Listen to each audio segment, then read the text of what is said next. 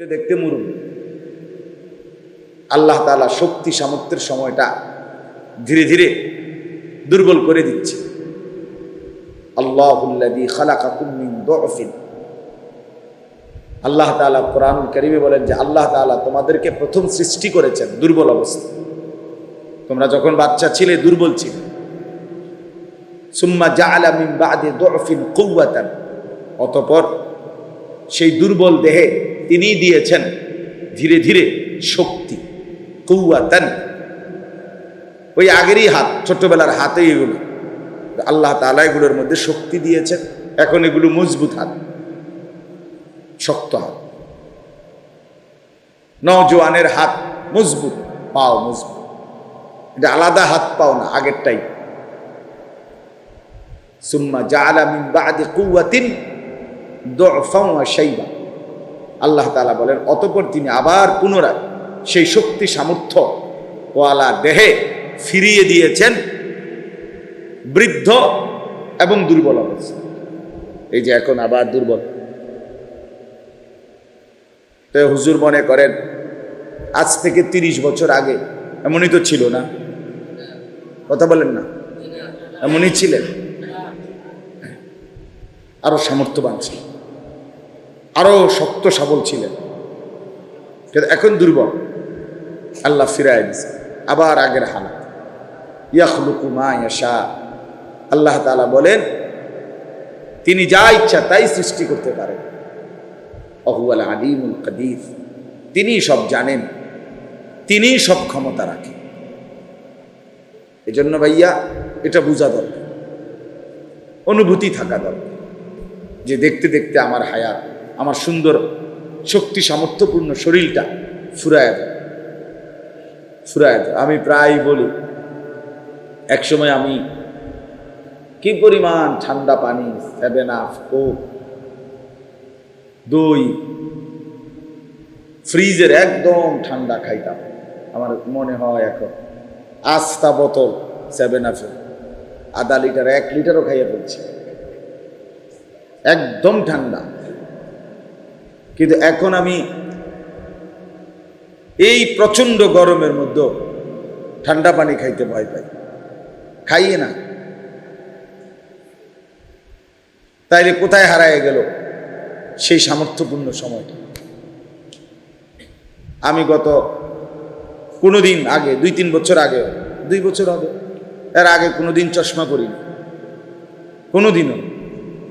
কমপক্ষে 40 বছর বয়স পর্যন্ত, আমার এখন 42 বছর শেষ, তো চশমা পড়ি নাই আমি। এখন আমাকে চশমা পড়তে হয় লেখাটা দেখার জন্য, রিডিং এর জন্য। তাহলে কোথায় হারায় গেল সেই সময়? প্রতিদিন কোমরে ব্যথা করে, পিঠের এখানে ব্যথা করে, মাজায় ব্যথা করে, সব সময়। গাড়ির মধ্যে একটা, আমার সিটের উপরে আরেকটা সিট আছে আলাদা, আমি এটা ডাক্তারে দিছে আমারে, ঢাকা ইবনে সিনা হসপিটালের একজন বড় ডাক্তার। তো এটা আবার কিনছি ঢাকা থেকে, আলাদা ফোমের আলাদা সিট, ওইটার উপরে থাকে, এটার মধ্যে আমি বসি। তাহলে কোথায় হারায় গেল সেই সামর্থ্যপূর্ণ সময়? আমারই ছায়া, আমি আমার জিন্দেগির সাক্ষী, আমার জীবন আমার মনে আছে, আমি তো ভুলি নাই। এই জন্য হায়াত কাজে লাগে। বাপ, ভাই, বন্ধু সবাই এটা বোঝা উচিত, এটা ভাবা উচিত, সময় কাজে লাগে। ওই যে ভাই মোবাইল এটা তুলেন না, বললাম না হাতে ধরতেন না? এই যে আপনি হাতে ধরতেছিলেন, ওই যে কালো শার্টওয়ালা মিয়া ওইটা দেখে দেখে হাসতেছে। আপনি আমি সেদিকে চান কিতা? আমি দেখছি না, সিরা খাই বেটা হেজি গাইডা নেবা মেহেরে যে কি কিতা করে আমি বুঝছি কিনা। হাতে ধরা মোবাইল এটা বিরক্তিকর, তার দিল বসে না, জেহেন বসে না, আর কি কথা দিলে ঢুকে না। এই জন্য আমি এইটা মানা করি। ঠিক আছে, আপনি যদি বয়ান রেকর্ড করতে হয় আপনি স্ট্যান্ড কিনবেন, কিনে আলাদা রেকর্ড করবেন, তাইলে আপনারটা আপনি আলাদা শুনবেন। চলেন তো, বলতেছিলাম আমরা প্রত্যেকেই শুরুর কথাটা এটাই, জিন্দিগির কদর করা দরকার, হায়াতের কদর, সময়ের কদর। সময় কিন্তু আল্লাহ তাআলার পক্ষ থেকে আমাদের কাছে দেওয়া আমানত। আমাদের হায়াত আমাদের সময়, আমাদের সময় আমাদের হায়াত। যে যতক্ষণ বেঁচে আছি অতক্ষণই সময় পাইছি। আমি মরে গেলাম, আমার সময় শেষ। এরপরে পৃথিবী থাকলেই কি, না থাকলেই কি, এরপরে পৃথিবী আধুনিক হইলেই কি, ধ্বংস হইলেই কি, আমি তো নাই। এরপরে আর কি, আমার মৃত্যুর পরে মানুষ সব চাঁদের দেশে গেলে গায়ে আমার লাভ, ঠিক না? আমার কি ফায়দা? আমার হায়াতে আমি যা করতে পারলাম তাই আমার লাভ পাওয়া।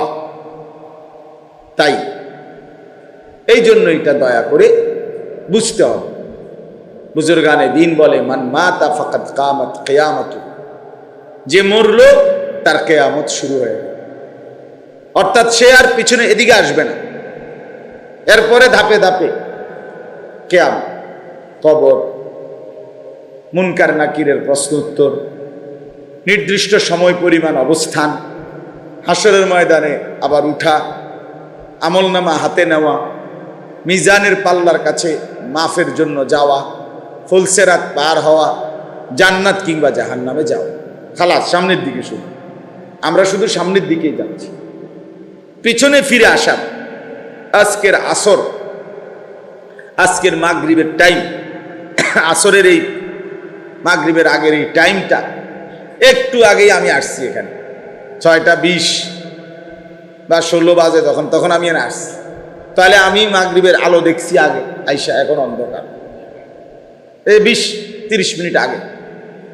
তাহলে সেই আলোটা আজকের আসর মাগরিবের আগ টাইম আর কি পৃথিবীতে কোনোদিন ফিরে আনা যাবে?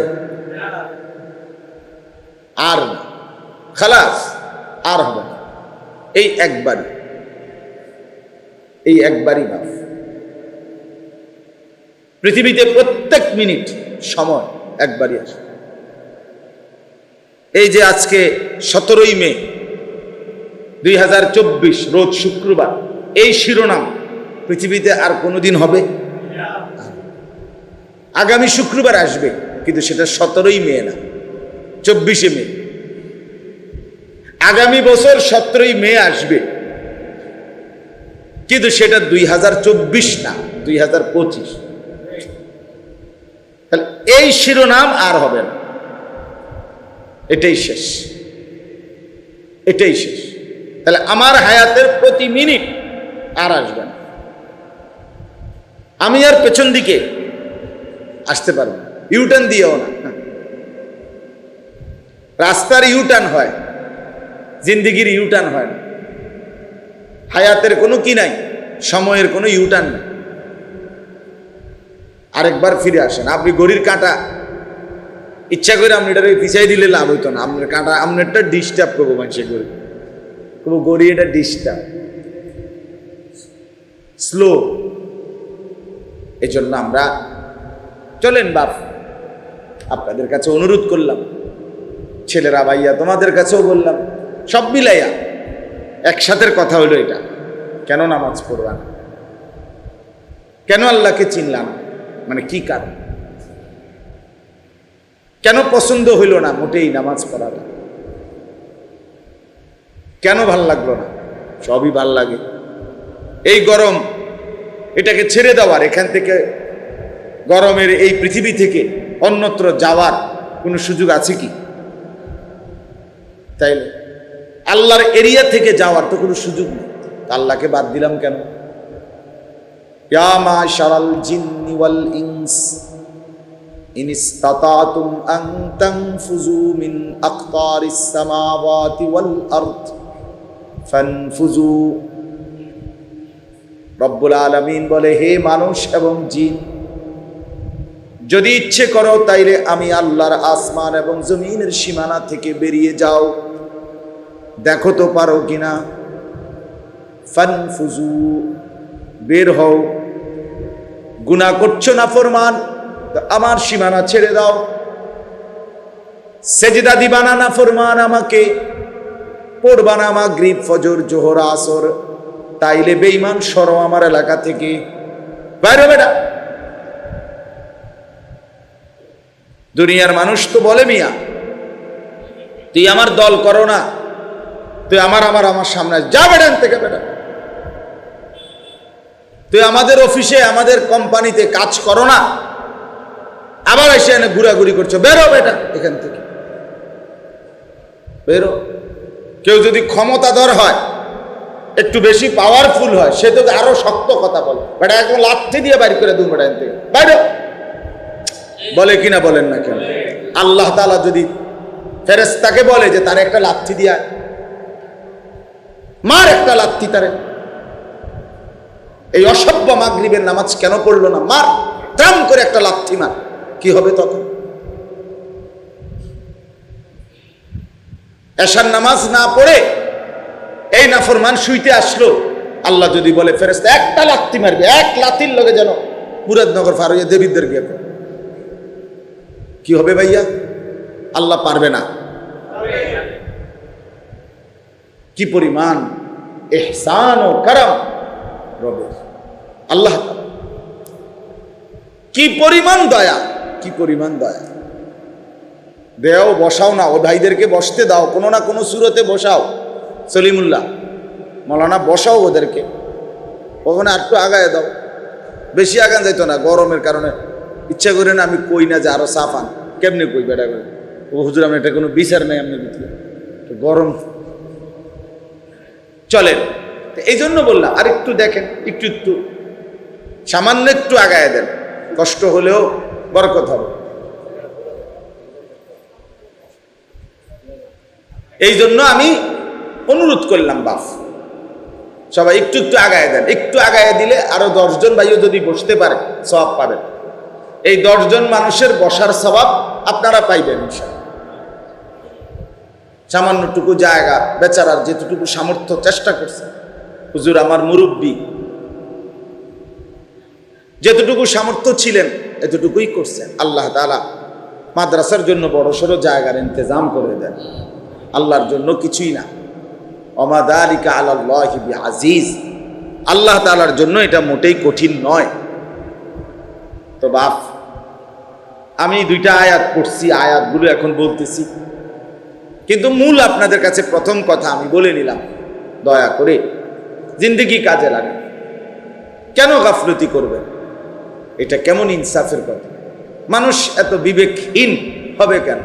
মানুষ তো আর জানোয়ার না, মানুষ তো কুকুর না, বিড়াল না, শূকর না, মানুষ তো গরু ছাগল না, মানুষ। অতএব সে তার মালিককে চিনবে না কেন? আল্লাহকে সেজদা দেবে না কেন? কি লাভ? নামাজ না পড়ার দ্বারা কি বেনিফিট? আল্লাহকে নারাজ করে লাভটা কি? কি হলো? আল্লাহ তাআলা কোন দিকে আমাদের লস করে দিলেন? তার চাইতে বেশি বড় দাতা কে আমাদের? তার চাইতে দয়ালু মনিব কে? 24 ঘন্টা যিনি আগলায়া রাখেন আমাদের, সেই আল্লাহ। তার বন্দিগিটুকু ভাল লাগলো না, কেমন হলো এটা? আল্লাহ আমাদেরকে বুঝার তৌফিক দান করে। ইয়া আইয়ুহাল ইনসান মা গাররাকা বিরাব্বিকাল কারীম। রব্বুল আলামিন বলেন, হে মানুষ, আমার মতো দয়ালু মেহেরবান মনিব থেকে কে তোমাকে ধোঁকা দিয়ে ভুলিয়ে দিল? এমন মেহেরবান মাওলা তুমি কই পাবা? এমন দয়ালু মালিক তুমি কই পাইবা? কে তোমাকে ভুলায় দিল? সারাদিন যে বন্ধুর সাথে আড্ডা দিলা, সে তোমাকে কি দিল? যে মোবাইলটার উপরে জীবন উৎসর্গ করে দিলা, নাচ গান ছবি আর ফুর্তি, আর এই মোবাইলের উলঙ্গ ছবি, এর মাঝে কি পাইলা? শেষ পর্যন্ত অর্জন কি? টাকাও গেল, এমবিও গেল, শরীরও গেল, যৌবনও গেল, সব হারিয়ে পথের কাঙ্গাল ছাড়া আর কি হলো? আর কি মিলল?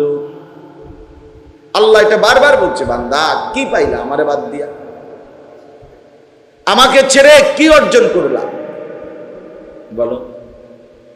ইকতারাবা লিন-নাসি হিসাবুহুম ওয়া হুম ফি গাফলাতিন মুরিদুন।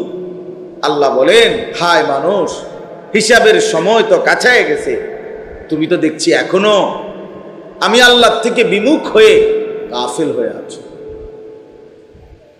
গাফিল হয়ে 30 বছর হয়ে গেছে সুদের ব্যবসা করো, আর ছাড়বা না বান্দা।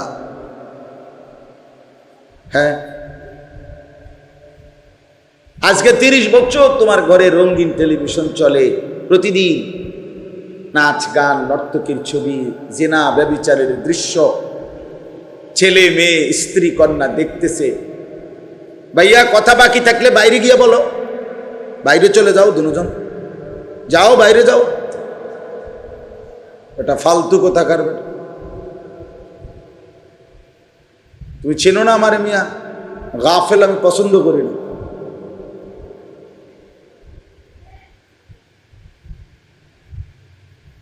বহুত মানুষ বসতে পারতেছে না, তোমার কথা বাকি থাকলে তুমি যাও, আর 2টা মানুষ বসবে এখানে।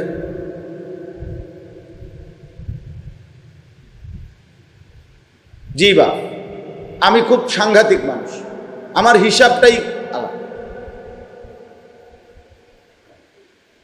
প্রত্যেকটা মিনিট আমাদের জিন্দিগির অংশ। এটা গাফলতের এই জিন্দিগি কখনোই শেষ হবে না।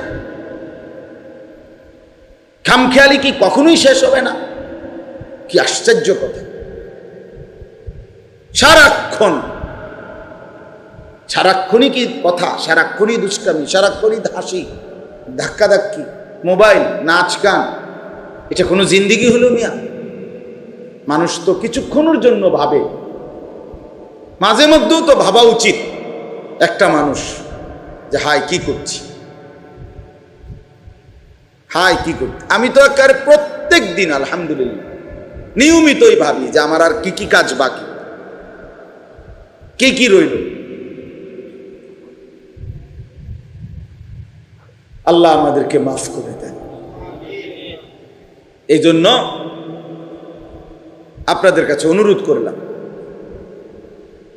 যুবক ভাইদের, তোমাদেরকেও শক্ত কথাই শুনতে হবে, ফিরতে হবে, একজন একজন করে হোক। যে আমার 30 বছরে যদি একজন করে 30 বছরে 30 জন নওজোয়ানও বদলায়, আর এই একজনের চোখেও কোনোদিন পানি পড়ে, আল্লাহর বন্দিগিতে ফিরে আসে, আশা করা যায় আল্লাহ চাইলে আমাকে তো এই বরকতে মাফ করে দিবে। কিন্তু আমি শুধু বলেই যাব সবাই সবার মতো খামখেয়ালি করবে, এটা আমি মানি না। আমার এই তবিয়ত শক্ত, আমি সারাক্ষণ টর্চ লাইটের মতো চোখ ঘুরাই, যতক্ষণই বয়ান করি নজর ঘুরাই চান। গাফেল মানুষ আল্লাহ তাআলা নিষেধ করছে কোরআনে, ওয়ালা তাকুম মিনাল গাফিলিন। বন্ধু আমার, গাফেল হবেন না। নবীকে বলছে, নবীকে, যে নবী 24 ঘন্টা আল্লাহর ইবাদত করতেন, তাকে পর্যন্ত আল্লাহ আবারও বলছেন আপনি গাফেল হইয়েন না। তিনি গাফেল হইছে কখন? হ্যাঁ, নবীজি প্রতিদিন 2 ঘন্টা গাফেল থাকতেন, অমনোযোগী থাকতেন আল্লাহর থেকে, কল্পনা করা যায়? তবুও বলছেন না, ওয়ালা তাকুম মিনাল গাফিলিন ওয়ালা তুতি মান আগফালনা কলবাহু আন যিকরিনা। আল্লাহ বলে, যার অন্তর আমি আল্লাহর স্মরণ থেকে গাফেল, আপনি বন্ধু তার সাথে বসবেন না, এমন ফালতু মানুষের লগে বইবেন না। 7 ঘন্টা বেটা তোর লগে হাঁটলাম, তুই একটাবার আল্লাহর নাম নিলি না। আসরের নামাজ, মাগরিব, এশা, 3 ওয়াক্ত নামাজের টাইম চলে গেল, তুই একবারও বললি না আসর, মাগরিব, এশা না, কোনো নামাজ না, আল্লাহ খোদা কোনো কিছু, শুধু আড্ডা, শুধু হাসি, শুধু ঠাট্টা, শুধু মস্কারি, শুধু বেডি, শুধু মোবাইল, শুধু ছবি, শুধু ছবি, এইটাই করে 7 ঘন্টা 5 ঘন্টা যার সাথে চলার কারণে তোমার জীবন থেকে চলে গেল, এটা ফালতু লোক বেটা, এটা বাজে ছেলে বেটা, অসভ্য, এটা হাইওয়ান বেটা, তুমি তার সাথে চলবা কেন বেটা? মানুষ এত ফালতু হয় কিভাবে? মানুষ এত গাফেল হয় কি? মানুষের বিশ্রাম দরকার, তো বিশ্রাম কি আমরা নেই না? বিশ্রাম কি আলেমরা, ওলামারা, আউলিয়ারা কেউ নেয় না? মানুষের বিনোদন দরকার, তো হালাল স্ত্রী আছে না? মানুষের হাসি খুশি আনন্দ দরকার, তো হালাল বন্ধু, নেককার বন্ধু, বাচ্চা কাচ্চা অথবা নিজের একান্ত জন আছে না? তাইলে এটা কেমন কথা? এটা কেমন আড্ডা? এটা কেমন বন্ধুত্ব?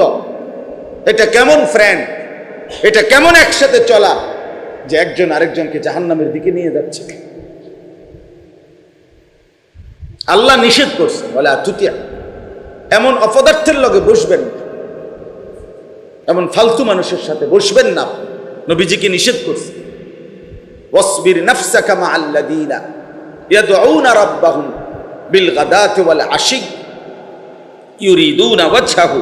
আল্লাহ তাআলা বলছেন, হে নবী, দিবানিশি আপনি তাদের সাথে থাকবেন যারা সকাল সন্ধ্যায় সর্বদাই আমার সন্তুষ্টির জন্য, আমি আল্লাহ তাআলার জিকির, আমার বন্দিগি এবং আমাকে ডাকে, আমাকে নিয়েই ব্যস্ত থাকে, তাদের সাথে চলবে। কোরআনে আল্লাহ বলছে তাদের সাথে উঠা বসা করবে। আল্লাহ আমাদেরকে বুঝ দান করেন।